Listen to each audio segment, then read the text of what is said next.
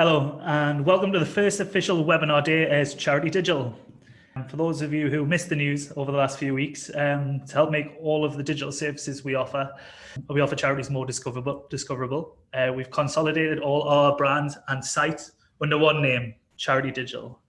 While our name has changed, our services are business as usual. And you can still connect with us through our newly named services, Charity Digital Exchange, which is the UK's only discounted and donated technology platform.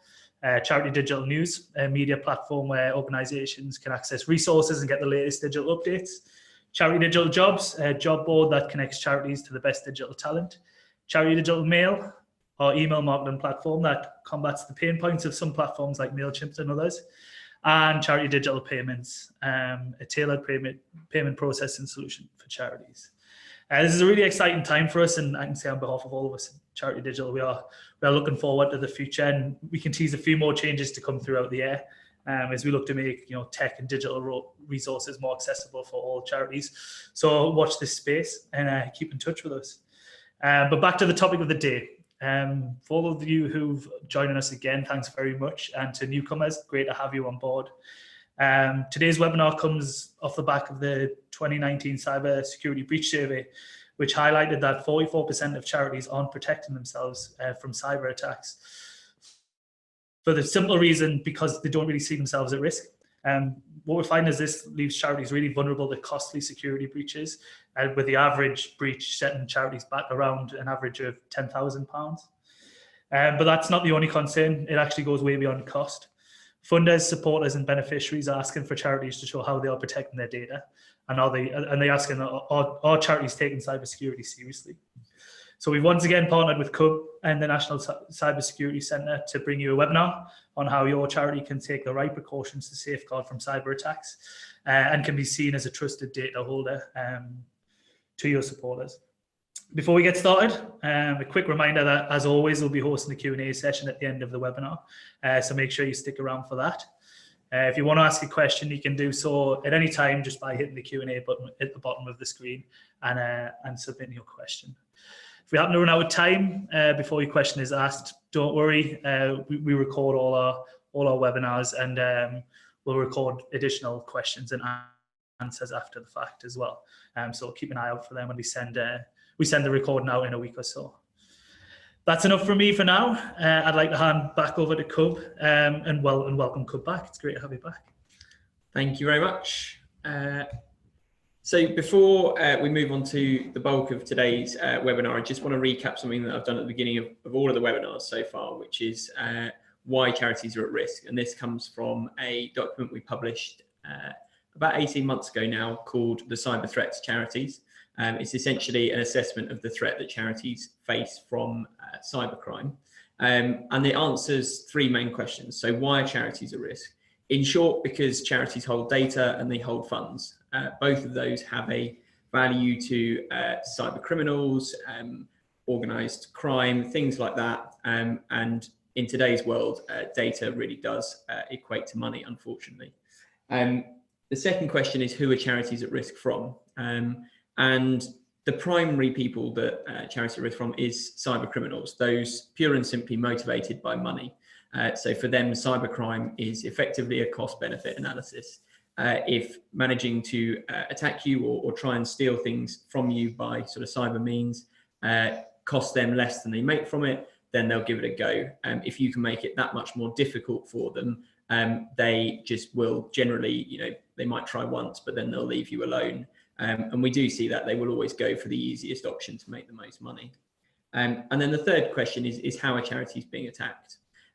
So there are a number of ways, but the most common ways we see are the phishing emails. So traditionally, those were emails from a prince from a faraway land offering you an inheritance from an uncle you'd never heard of. And all you had to do was send them £500 and they'd send you £1 million. Phishing emails have got a lot more sophisticated than that nowadays. Some of them look incredibly realistic. Some of them are very specifically targeted. But there are an enormous number of those. And typically they're trying to convince you to do something that is not in your best interest, but they use various methods like urgency and trying to imitate people that you do know and trust to essentially defraud people out of money or get them to do something with their networks that they wouldn't want to. There are other ways, such as ransomware, where they lock down your systems and insist that you pay them a certain amount of money or some bitcoins or something like that in order to unlock it. We also see sometimes insider threats. So whether that's someone inadvertently putting your charity at risk by either downloading some dodgy software or something like that, or there are people who unfortunately do work or volunteer for charities who are trying to steal data or potentially steal money, and they're using the charity's IT to do that kind of thing. So if you want to learn a little bit more about why charities are at risk, you can read the full threat assessment or go back to the very first webinar we did with Charity Digital. It's all available on the website, I think. So please do have a look back over that if you want to learn a little bit more about the why. Moving on, we're going to talk a little bit today about sort of assurance. So how you demonstrate to your beneficiaries, your supporters, your volunteers, your staff, and funders and things like that, that you're taking cybersecurity and therefore their data in a lot of cases seriously.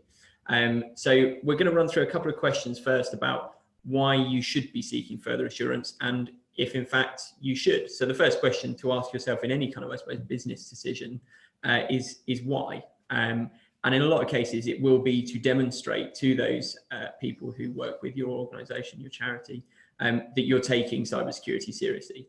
It may also be that you are bidding for a contract where they've asked you to prove a certain level of cybersecurity measures are in place. Or it may just be that you want to assure yourselves, your trustees, or perhaps just senior managers that the organization's cybersecurity is at a certain standard, and that they can be happy with that.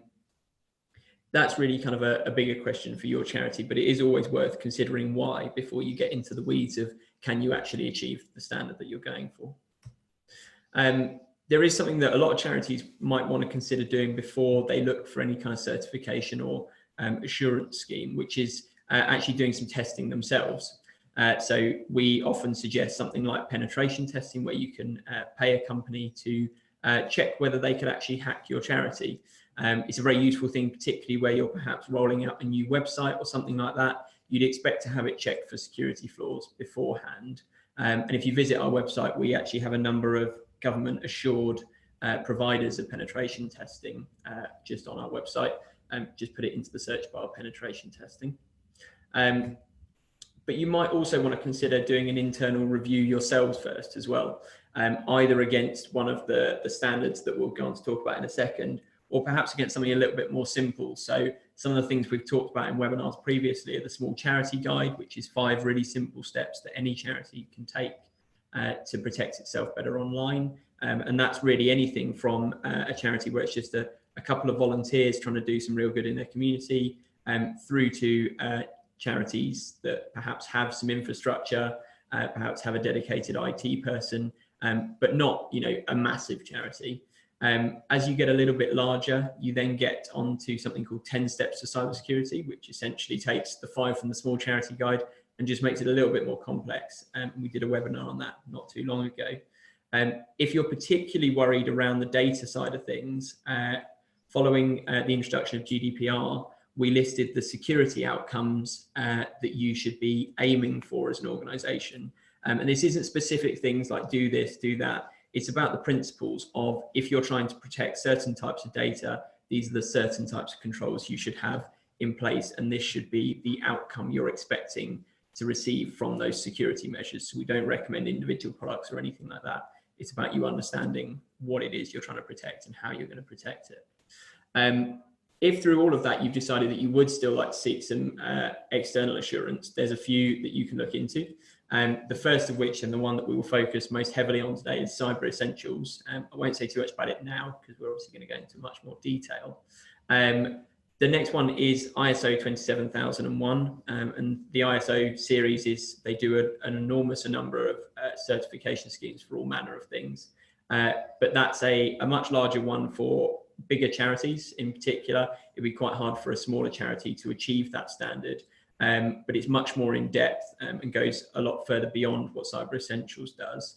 And if you're operating internationally in particular, NIST, which is the National Institute for Standards and Technology, I always forget that acronym, which is an American standard, but one that is quite internationally well recognized, as is ISO 27001.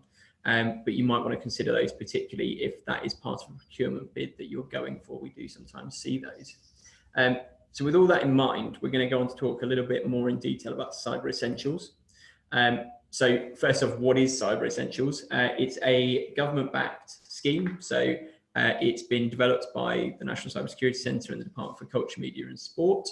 And it's designed to help you make sure that you've got certain controls in place to guard against the most common cyber threats. So the ones that are most regularly seen in incidents and where people are reporting to police. And these are quite simple controls in a lot of cases that will help you defend against those. And because it's a government-backed scheme and you've had to demonstrate a certain level of cybersecurity to achieve it, it helps you demonstrate the commitment towards that cybersecurity and protection of data to your customers, your supporters, beneficiaries, and others. And if you're going for contracts with local authorities and things like that, demonstrating it to them as well. We'll come on to where it fits within government procurement later on. There's two levels to Cyber Essentials. There is the standard level, which essentially requires you to look at your own cybersecurity and complete a questionnaire based on it. You then send that questionnaire off to one of the accreditation bodies. One of the certification bodies.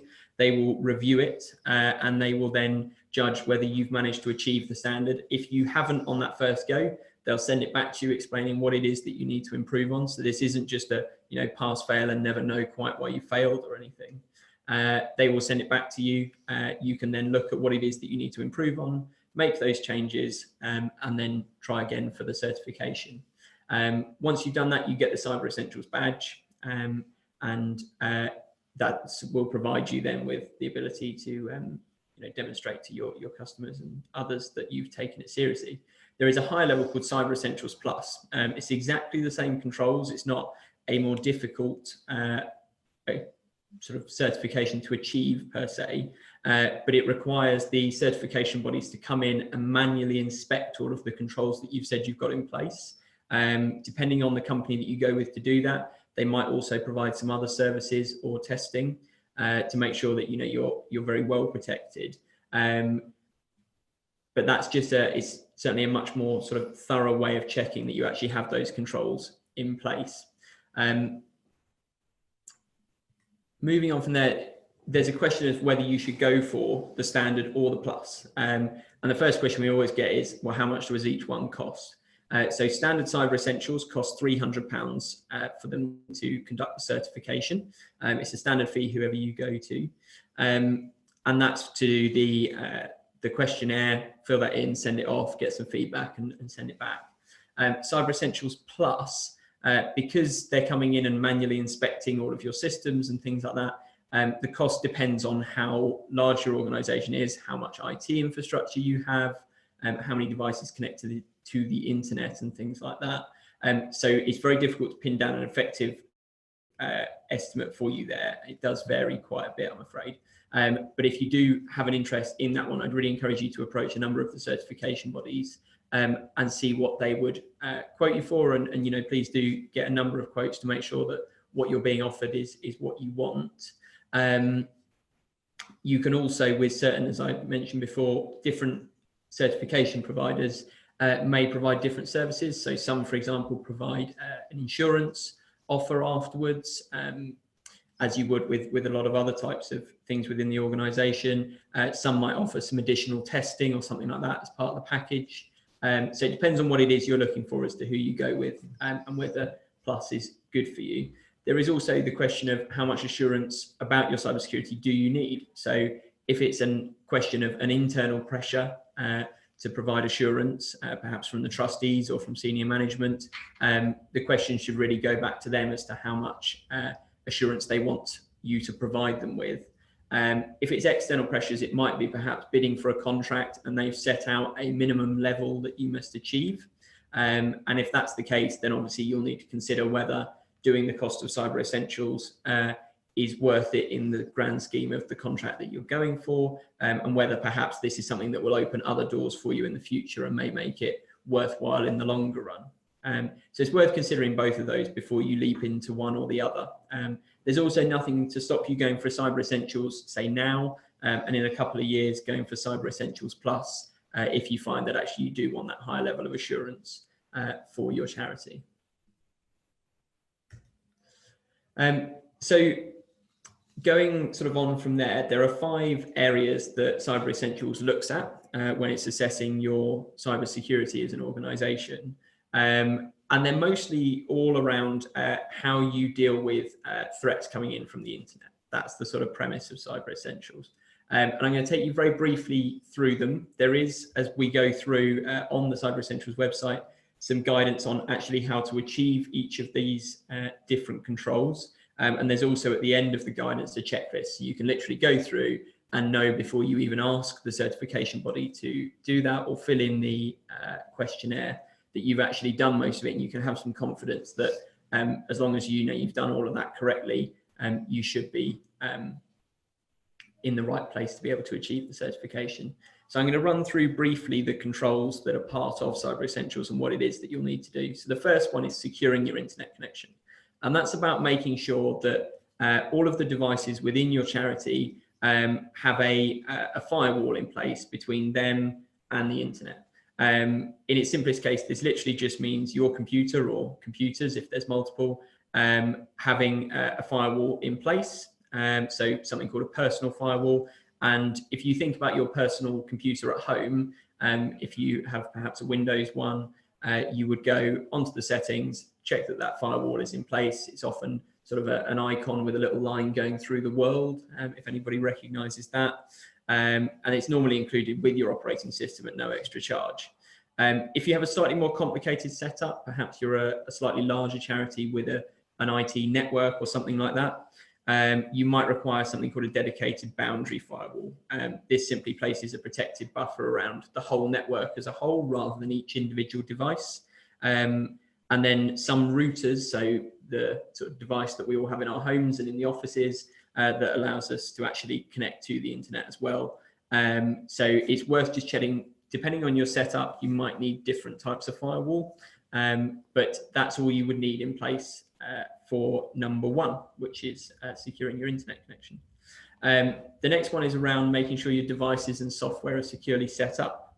So this is making sure that while most devices out of the box are reasonably secure, you've actually looked at it and made sure that those settings are right for the way you use the device, and that you're actually protecting them as well as you can. Part of that, and it's something we talk about a lot, is using passwords. So this is making sure that your staff know how to put in place strong, difficult to guess passwords, but also that you have that password policy in place. There's some guidance on the NCSC website about how to do passwords well, and what a password policy would look like. All to be able to achieve the standard, all devices that you give out to your staff or your volunteers, your trustees, need to have the default passwords changed. Because any device that comes, it's normally the same password. In a lot of routers, it used to be the username was admin and the password was password.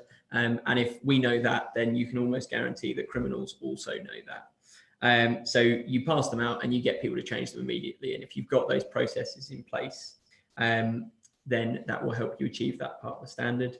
For the important accounts, such as the banking and the IT administration, you need to have something called 2-factor authentication in place. So that's simply using a password, but also then having some sort of second control. Perhaps it sends a text message to your phone, or it might be that you use one of those sort of external card readers or something like that to be able to log in. And that's just about providing that extra level of security on both devices and software, and making sure they're securely set up. The third control is around controlling access to data and services. And that's about minimizing the potential damage that could be done if an account is misused or stolen. So staff should have just enough access to software, settings, online services, and the functions within the device they have for them to perform their role. But those extra permissions, so perhaps the administrator rights to things, should only be given to those that need them.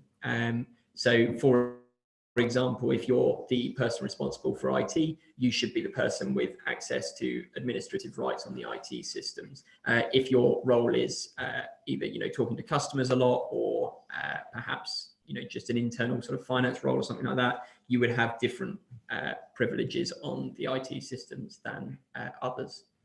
And then again, making sure that only apps and software that are from approved lists, such as if you have an Apple device, it would be the App Store. If you're using an Android phone, it would be the Google Play Store. Making sure that only devices, only software downloaded from those approved places are actually going onto your devices. The fourth one is around protection from viruses and malware, and this is obviously one of the most important ones. Malware simply means malicious software, and viruses is sort of a general term for types of software that will cause damage to your IT systems. So one specific example of malware is the ransomware, which I mentioned earlier, which we have seen affecting charities. This form of malware makes data or systems it's infected completely unusable until the victim makes a payment, which obviously we would encourage people not to do because it's a way of funding crime. But if you go back to some of our earlier webinars, we talk about the best controls to have in place for that kind of thing. So there are sort of a couple of controls that need to be in place to achieve Cyber Essentials. So the first of which is anti-malicious software measures. So this essentially means antivirus and things like that. So if you're on Windows, setting up the Windows Defender, which is the free antivirus that comes with it, is a really simple way to do that. And on Mac, so Apple devices, you can use XProtect, which comes with the devices.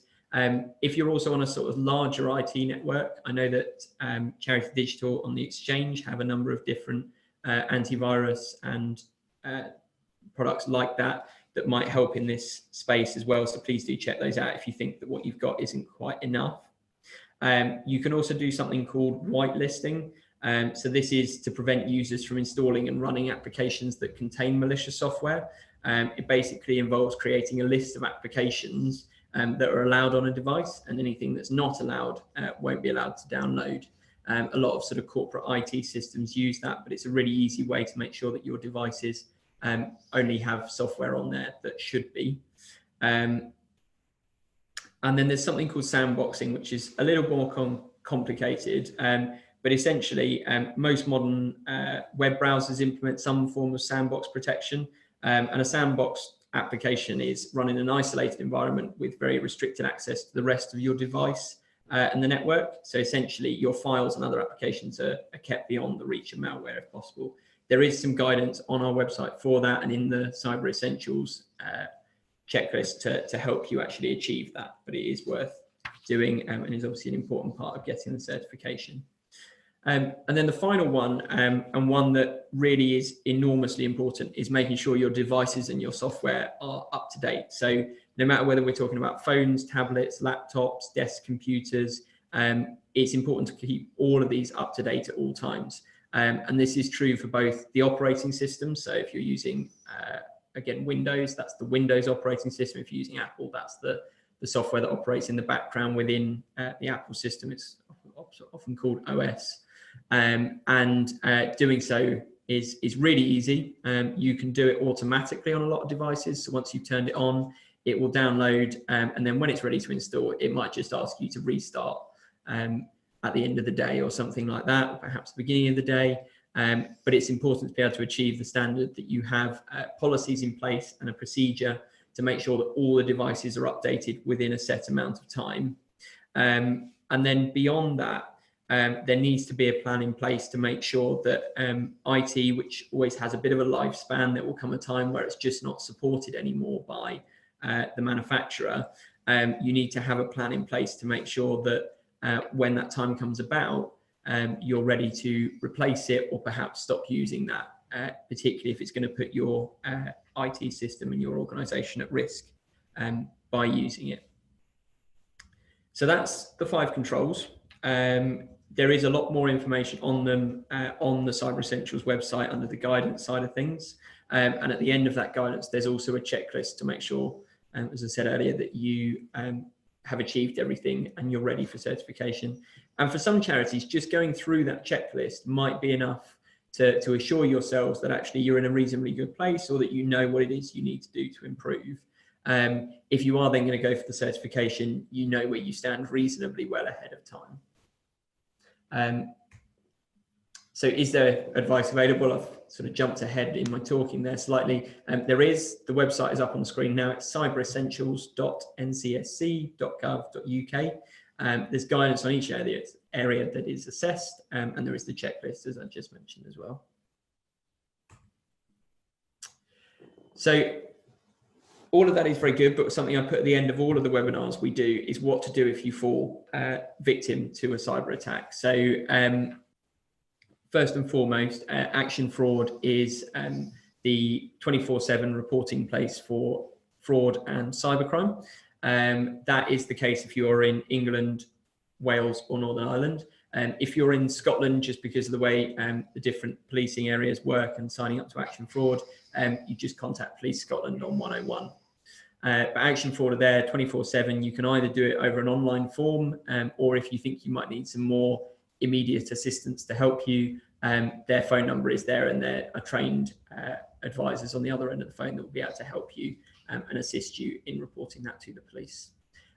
Second, and this is obviously incredibly important, as most people will be fed up of hearing about GDPR, but if you suffer a data breach that is likely to infringe on the rights and freedoms of individuals within the UK or the EU, you need to report that to the ICO within 72 hours of reasonably having found out about it. Doing so is really important because it means that the ICO are there from day one, and that you can continue to update them as you discover more. They won't expect you to have a full report available for them from the moment you ring them. They would much rather get a skeleton report at the beginning and get more information as time moves on than not be told until everything was all done and dusted. Obviously for charities, the regulator, the Charity Commission, they also have a reporting a serious incident portal on their website. They're just in the process of updating that as well. But if your cyber attack or perhaps fraud as well is likely to have an impact on the charity significantly, then you need to report that as a serious incident on the RSI portal. And something that was kind of made aware of us recently was making sure that if you're also governed by other regulators or perhaps funders, there may be a requirement to report to them as well. So it's worth knowing that, particularly where if you're commissioning contracts or anything from local authorities or the NHS or something like that, there might be a requirement for you to inform them. So moving on from there, I've talked about it a little bit as we went on through the kind of advice and the certification bits, but the Charities Digital Exchange, as you will probably know as being someone signed up to Charities Digital, is where you can get the donated software from some of the big names within technology, such as Microsoft, Norton, Adobe, G Suite, things like that.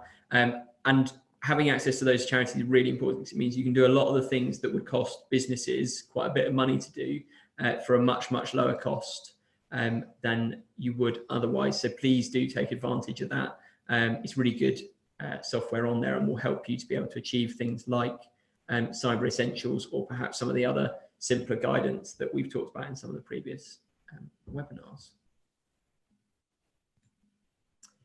So that's it in terms of talking through. I think there's been quite a few questions coming through as we went. I'll pass back over to Chris to ask those.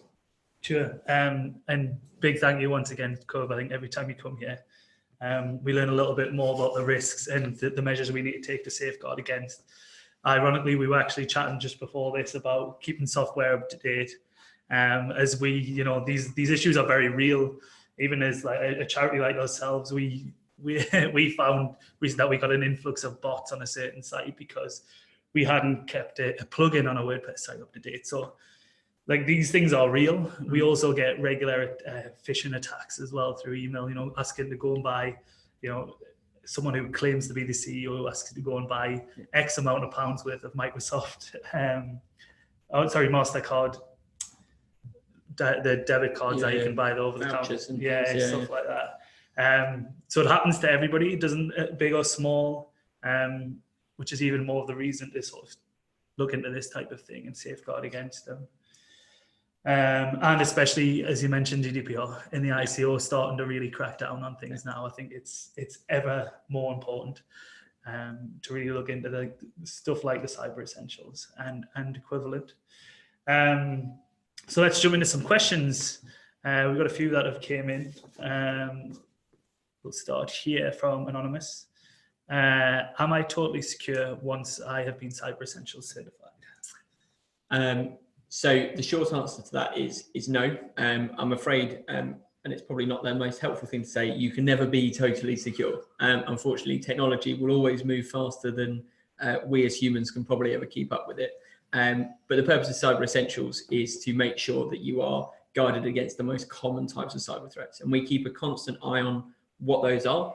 We produce a lot of reports. In fact, we produce a weekly threat report on what those things we're seeing are. But as those trends change, we will make sure that we keep things like Cyber Essentials up to date, and perhaps encourage people to recertify or just make some changes to make sure that their certification is still useful to them, because they're still protecting against those most common types. But it won't make you secure. And beyond kind of just getting the certification, there's some work that you need to continue to do. So making sure that your device and your software are up to date forever, not just until the date you get Cyber Essentials certification, and making sure that new staff that are brought on, for example, or new volunteers are aware of all these policies and procedures that have gone in place when you got the certification, because it's quite easy to get really excited around getting a particular type of certification, and once it's been achieved, a lot of the time, it then just sinks to the bottom of the pile again, and people don't remember about it until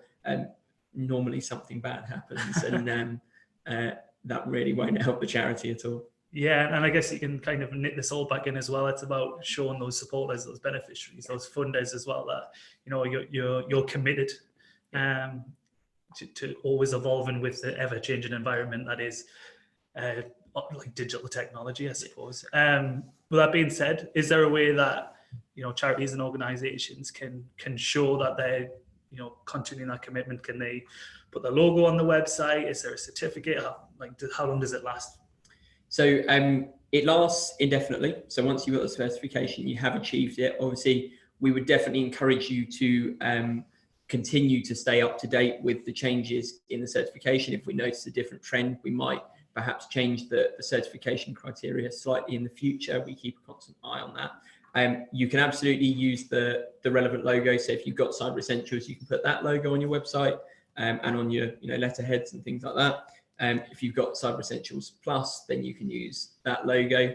And we really would encourage you to make a big deal of it with the suppliers and people in your supply chain that you use as well, that you've gone through getting this certification, and perhaps encourage them to do the same. Because if you're taking it seriously, the last thing you want is to fall victim because one of your suppliers or someone you supply to has fallen victim themselves. So it's about building sort of a community of security around you as well.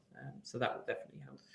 Yeah, totally. So that actually leads on to the next question quite well, given that, you look into that community and say you're looking to work with another organization or client or vendor. Is there other ways other than, checking to see if they've got the logo on the site? Is there a way in seeing where other organizations are Cyber Essential certified? Yeah, there is. So if you go to the website, which is, it was up on the screen earlier, so cyberessentials.ncsc.gov.uk, you can do something called a certificate search. It's on the ribbon at the top of the website. You just need to put in the name of the organization. If they have a company number or a charity number, you can use that to search as well. And it's definitely worth checking, particularly if somebody has said they've got this certificate, always double check, due diligence. But also if you're going through and someone hasn't mentioned it, you can always go and check that they've definitely got it. And it's nice that also if you're then putting the Cyber Essentials logo on your website, that your supporters can go and verify that as well through the government website. So absolutely, definitely. Great. And I know we talked about several several other certifications out there. But we've had a question come in asking, is the Cyber Essentials certification the best certification for my charity? So it will depend on your charity. So the other ones I mentioned at the beginning, the ISO 27001 and NIST, they're alternatives. They're much more complex ones. There's a lot more controls you need to have in place to achieve those. But because of that, they're also held in probably, if you're going for much larger contracts or perhaps much larger funding, they might require those. Also, if you're operating a lot of financial transactions, you might want to consider the PCI DSS, which if you are operating a lot, your bank would have probably had that conversation with you already, but that is another one. And the short answer is it really does depend on the charity. It depends on what your drivers for getting certification are, and what it is you want it to help you achieve. Because if you have those in mind, you can then look at sort of the various certifications in comparison, and see which ones help you to prove those two things. I'm not going to sort of sit here and try and sell you on it, but Cyber Essentials will definitely help organizations protect against the most sort of common cyber threats, which is definitely a good place to start. Great, thanks for that. Just had a question, which is a good follow-up to that. So what's the average time it could take to achieve Cyber Essentials accreditation? It's a very good question, and it sort of is, I suppose, quite similar to how long's a piece of string. But it really does depend. If you have gone through the initial checklist, so I would definitely encourage you, before you even contact any certification bodies or anything like that, go onto the Cyber Essentials website, have a look at the checklist and go through it and see how far you think you are off at the moment. If you are nearly there, then it's probably not going to take you a lot of time at all. And particularly if you have someone who, is either, a dedicated IT person in your charity, or you have a trustee or someone, linked with the charity who's very happy to help, that will speed it up. The times where it's a little bit slower is where people have just gone a little bit gung-ho and said, yeah, I'm ready for certification. They filled in the questionnaire, and it's been sent back with quite a lot of red pen over it, sort of saying you're actually not there on the following things. So I would say it's going to take probably a couple of months by the time you've got in place the controls, you've sent off your certification questionnaire, you've got that back. Probably not going to get it right first time. You've got that back, and you can then make those changes. So it's not a hugely lengthy process, but it is worth sort of bearing in mind. It's not going to be a send it off today, get it back tomorrow, and we're all good, because it is really trying to check that you have got those controls in place. Yeah, it makes sense. To really sort of make sure you know what you're doing makes tons of sense. So we've got a few technical questions coming. So okay, I'll do my best. Sarah asks, are there any additional measures we should consider for staff accessing our network through a remote desktop connection from a personal PC or laptop?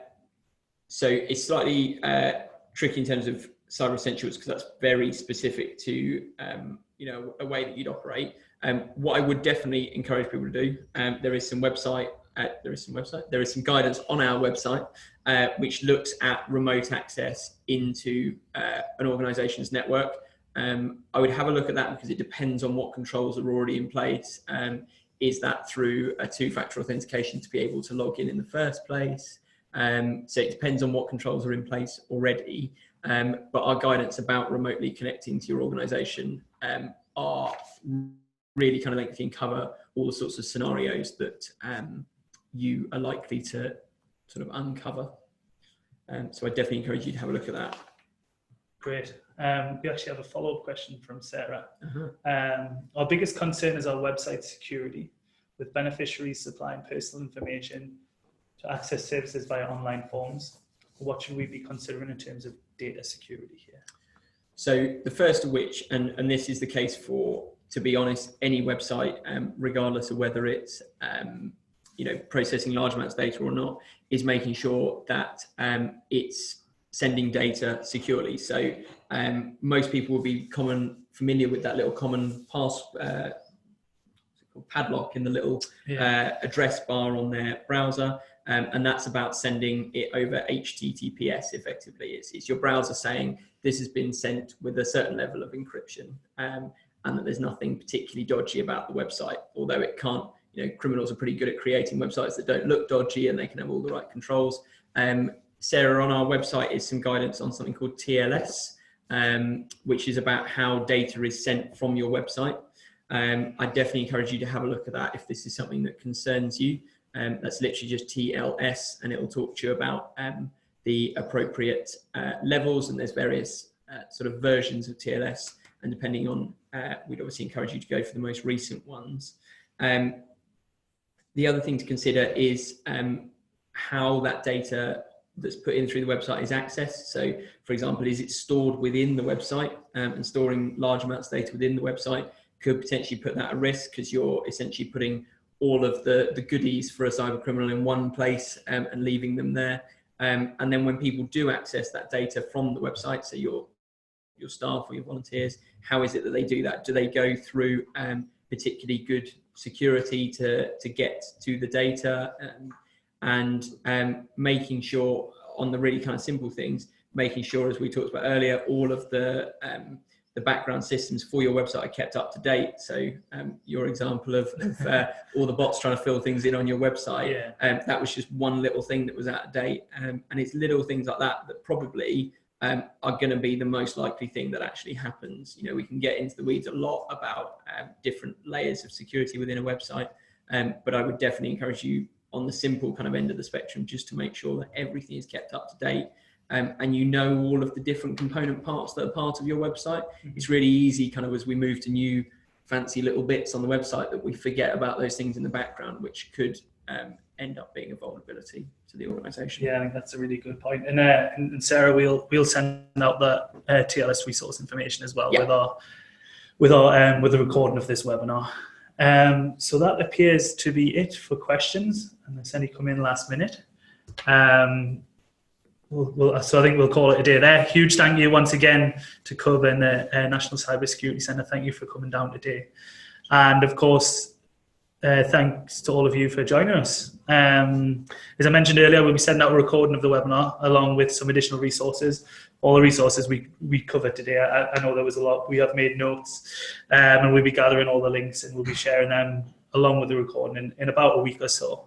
So keep an eye on your inbox. We'll also be adding it to the Charity Digital News website, along with all the other webinars that Cub mentioned. I think there's the 3 or 4 that have precluded this so far. So please go and check them out as well. That's charitydigitalnews.co.uk. Rewatch and share them amongst your volunteers and teams as well. If you could do us a huge favour and fill out the feedback form that we send out right after this, we'd really appreciate that. It's a quick 2-minute survey, and it really does go a long way to helping us continuously improve our webinar service. We want to bring you the best possible digital content, resources, advice that we can. Next week we have social media gurus Lightful joining us to share some key insights into how charities of all sizes can amplify their cause by creating digital communities out of their biggest fans. So in the sort of grand scheme of digital marketing that there is now, I think it's going to be a really interesting conversation of how you can tap into your key audience. We all have social media followers, but there's people within that really, you can really leverage to help spread your message and grow what you're trying to do. You can head over to charitydigitalnews.co.uk/webinars if you want to sign up for that and do so now, or you can join our general mailing list to keep in the know about all upcoming webinars. Thank you all again, and we hope to see you soon.